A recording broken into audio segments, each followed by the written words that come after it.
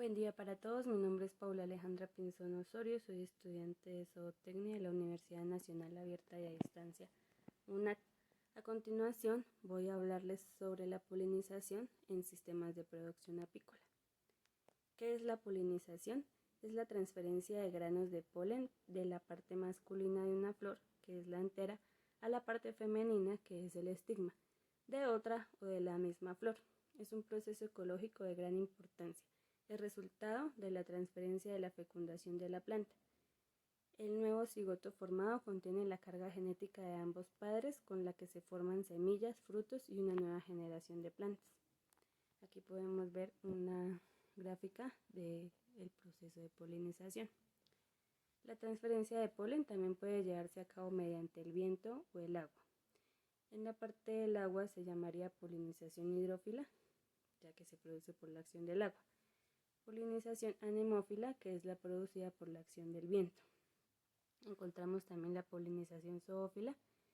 Se produce por los animales, especialmente los insectos polinizadores. Encontramos dentro de ellos mariposas, abejas, colibríes, murciélagos y otros grupos de animales que buscan alimento en el néctar y polen de las flores, ya que al alimentarse accidentalmente quedan impregnados de polen que transportan a las siguientes flores que visitan. Y es así como la polinización resulta benéfica para ambos organismos. Sin embargo, no todos los visitantes de las flores son polinizadores. Algunos de ellos se roban el polen o el néctar sin polinizar la flor. ¿Qué es un polinizador? Son animales que se alimentan del néctar o del polen de las flores y durante sus visitas transportan accidentalmente polen de una flor a otra. Ellos también facilitan la fecundación cruzada de las plantas y son los responsables directos de la producción de frutos en muchas especies. Además, el intercambio de polen entre distintas plantas promueve su diversidad genética. ¿Por qué son importantes los polinizadores? El 80% de las plantas con flor necesita la ayuda de polinizadores para completar su ciclo vital. Esto es de gran importancia si nos centramos en la agricultura, ya que el 35% de la producción agrícola mundial depende de estos insectos. Por tanto, cuanto mayor y diversa sea la comunidad de polinizadores de un cultivo, mayor y de mejor calidad es la cosecha. ¿Qué sucede con ellos? Desde mediados de la década de los 90 se ha observado una disminución drástica en las poblaciones polinizadores en Europa y Estados Unidos. Al parecer, esta tendencia ocurre a nivel mundial debido al uso indiscriminado de pesticidas en cultivos y por competencia y desplazamiento por especies introducidas, así como la transformación de sus hábitats. Encontramos los tipos de polinización. Esta es la polinización natural, que es la producida sin la intervención del ser humano. Polinización anemófila, entomófila, hidrófila y directa son claros ejemplos de polinización natural. Tras años y años de evolución, las especies han hallado las necesidades específicas para transportar el polen de manera natural y así se reproducen. Todos estos tipos de polinización tienen el mismo denominador común, su desarrollo natural, es decir, sin ninguna intervención humana, lo contrario a la polinización artificial. Dentro de la polinización artificial, esta es la que el ser humano sustituye a la naturaleza durante el proceso de polinización, controlando la reproducción.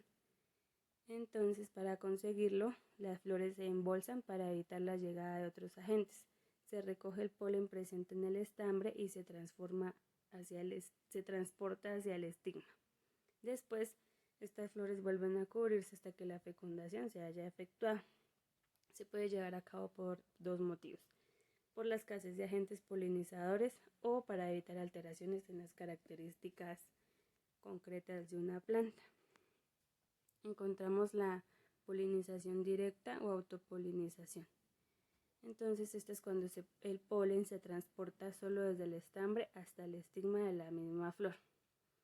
Estas son especies conocidas como autogamas. La gran ventaja de estas es que no requiere de agentes polinizadores para reproducirse. Y en ellas encontramos la arveja, el maní, el mango, el frijol como ejemplos de estas plantas. Encontramos también la polinización cruzada. Este es otro tipo de polinización que sucede cuando el polen es transportado por un vector externo de una planta a otra. Se produce con la intervención de polinizadores, ya sea insectos como abejas, avispas y mariposas, y aves como murciélagos o colibríes, el viento o el agua. Es necesaria cuando los órganos florales masculinos y femeninos no están presentes en la misma especie. También es importante cuando aparecen en instantes diferentes del crecimiento. Los melones, los almendros y los girasoles son ejemplos de especies que requieren de polinización cruzada para poder reproducirse. ¿Cuál es la importancia de la polinización? Es esencial para que se mantenga el equilibrio de los sistemas ecológicos, así como la seguridad alimentaria de las personas, ya que por la producción de los sistemas agrícolas depende directamente de la polinización de los cultivos.